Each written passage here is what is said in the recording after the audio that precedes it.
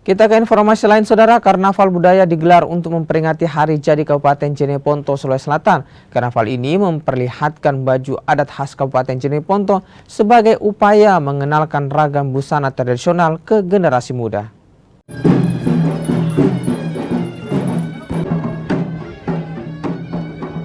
Beragam baju adat ditampilkan dalam Karnaval budaya Hari Jadi Kabupaten Jeneponto ke-162 tahun. Peserta karnaval seluruhnya menggunakan baju adat dan berkeliling ke sejumlah ruas jalan. Mereka mengambil start dari lapangan Pasamaturukung dan finish di kantor pemerintahan Kabupaten Jeneponto.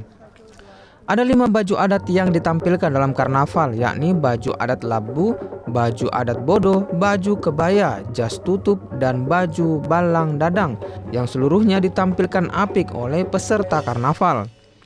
Baju adat ini kerap dipakai atau digunakan saat acara kebesaran di wilayah Kabupaten Jeneponto. Karnaval budaya ini untuk menunjukkan keindahan dan ragam baju adat Jeneponto sejak dini. Hal ini dilakukan untuk memperkenalkan baju adat ke generasi muda. Ardiansyah, Kompas TV, Jeneponto, Sulawesi Selatan. 1959